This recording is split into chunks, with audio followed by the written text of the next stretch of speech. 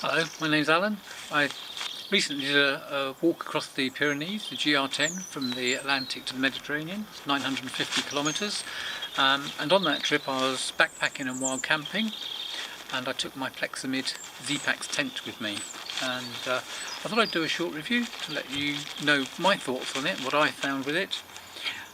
It weighs 670 grams in its valise like that, and with 10 pegs, 10 aluminium pegs. To support it, I used ZPacks carbon walking pole, and they're extendable, very light, and you can remove the rubber end cap like you can in most walking poles, and this is how you walk with it most of the time.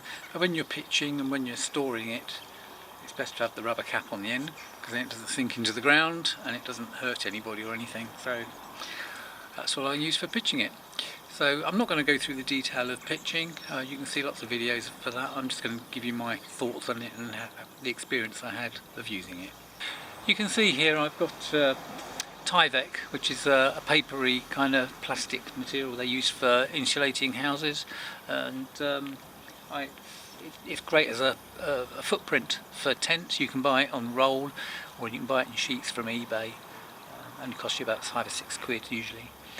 And you can cut it to shape for the footprint of your tent, and it protects not only your tent from dirt and muck and cow poo and what have you, but it also thorn resistant, so it'll save your sleeping mat to some degree. One really good feature of this Cuban fibre material is that unlike nylon and polyester weaves, it doesn't soak up water. So once you've got dew, condensation, rain, whatever on it, all you have to do is wipe it with a microfiber cloth and you can pack away an almost dry tent and not carry all that sopping wet heavy water with you. So here's the tent pitched. It takes about 5 minutes to pitch. You just do the four corners first, then do the rest of put the pole in and the front guy, and then you do the other lines, and then you can go around and adjust it all. They say that the lines don't stretch and that the material doesn't stretch, but I actually found that after pitching it, about half an hour later, things would be a little bit loose, so I'd go around and just adjust the lines again. So, and I think that must be the actual line stretch rather than the tent itself, because the material doesn't seem to stretch at all. So it's quite a weatherproof tent. The material does not leak, doesn't let water in at all. You can see there's a bit of a gap around the edge, more so at the front. That can be a bit of a pain, and I'll explain why in a minute.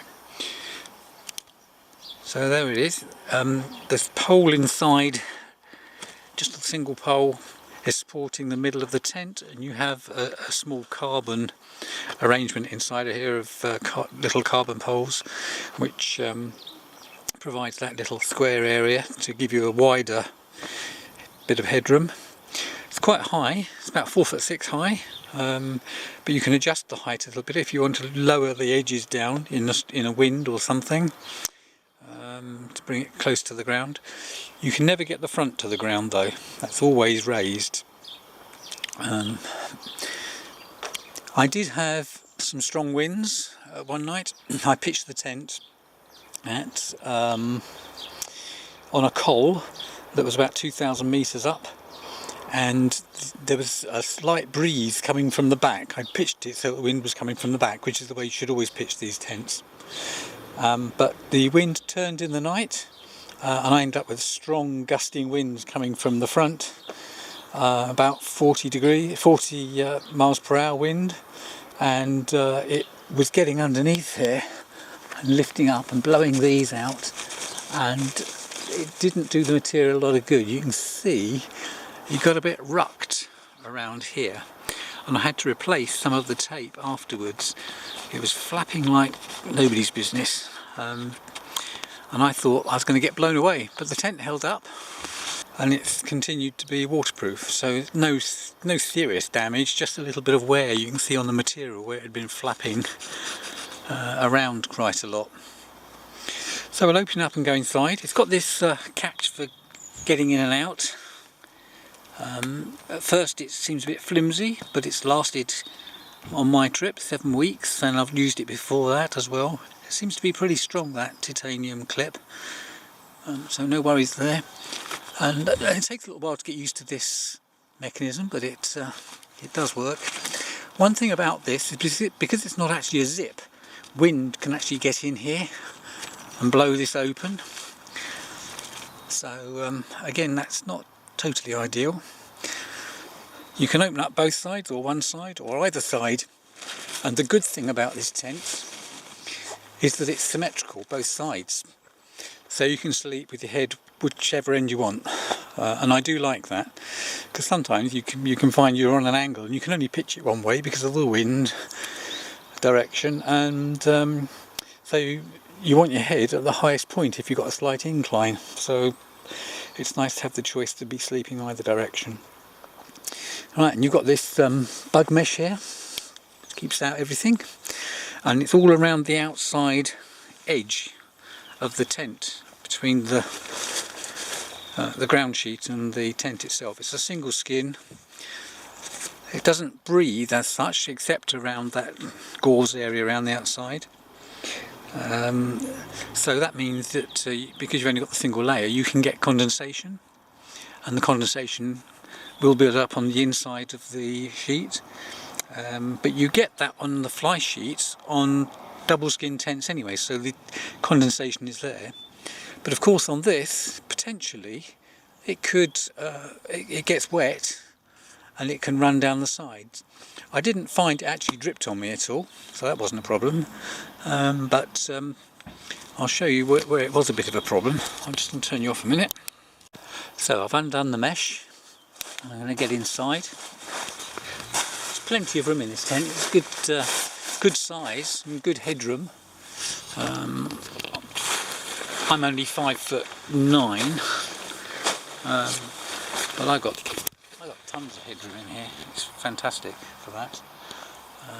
But where I do find there can be a bit of a problem is after you've got the condensation, you can see between the pole and where I'm sitting and where my head is, quite close to there. And after a night of sleeping, when you want to get out and get your shoes on, you've got to do this, get your feet around the pole. And it can be a bit of a pain trying not to get your head and everything wet on this side. I think it would be nice if you had a bit more headroom this side, to be honest, so you didn't find yourself rubbing around on the edge of the tent. And it's the same with your feet on the bottom and with your head at the top. It's not terribly high, and you can find that you're, well, I often did find the sleeping bag, footwell and the hood get quite wet from the condensation on the fly sheet of the tent. So if they could fix that a little bit, that would be brilliant. But it worked really well. I was very comfortable in this tent, and there's a couple of niggles like I've just mentioned. The other niggle is this: they've got this mesh bag and they hung it right where the middle of the door is. When you're trying to do the zip up, this is a two-handed job, they don't like to zip up with one hand, but when you're trying to zip it up, that bag is kind of hanging down. And when you're sleeping, that can get caught under your sleeping bag, and you find that it's a bit of a pain trying to do the zip up. So it's just a minor thing. There's little irritations like that, I suppose. But it is a good, comfortable tent in many other respects. More room than I had in my Nordisk tent that I had before, one-person tent. This mesh works quite well. You've got to get the height of the bathtub ground sheets right, otherwise the water, the condensation, if you get a particularly damp night, the condensation can run down and down here, and you'll get little drips down here. That's all I ever got, is the odd drip here and there, nothing much at all. Very waterproof tent. I had it out in quite strong rain. It's quite comfortable inside, quite dry. What else is there to say? You've got these adjusters which can help you they're on elastic, and so you can adjust how much you pull up the sides. One thing that's important is you've got these extra guys that pull out the sides. You want those as long as possible, those guy lines outside, because then it pulls out better. And if you don't have those pulling out, then it sort of sags down and you've got less room again for your head and your feet. So make sure that they're pulled out well. As I was saying, if you have a particularly windy night, you can get this lowered down to the ground by reducing the height of the pole, and that helps keeping the wind out. But if you get the wind coming from the front, well, there's no protection for that. You've always got that gap there, and I'd like to see that coming down close to the ground, to be honest, a bit extended a bit further. It might mean you have to lean out further to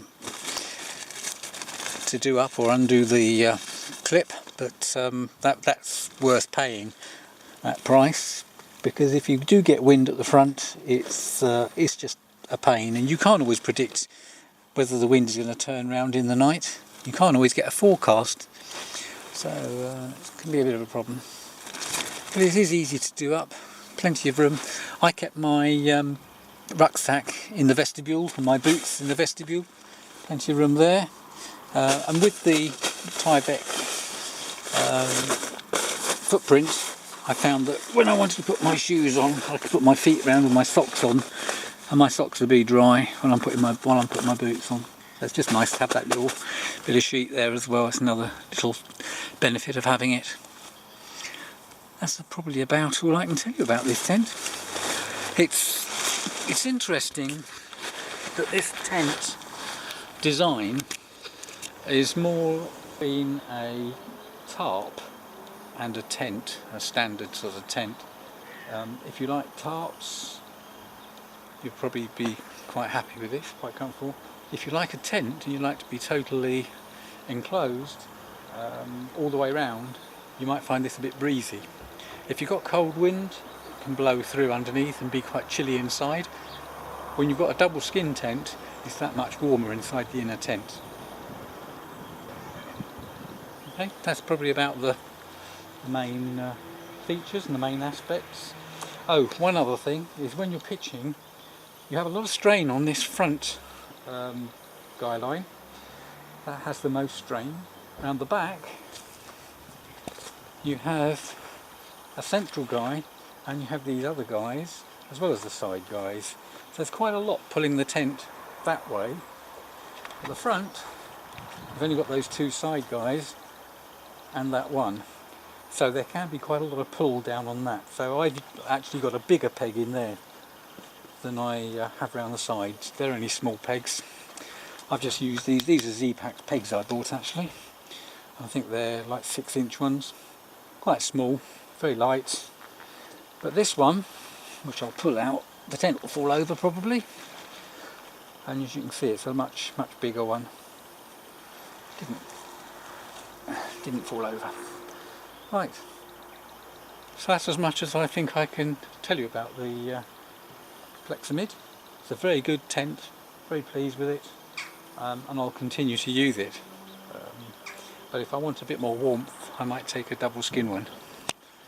Okay, hope that was useful to you. Cheers.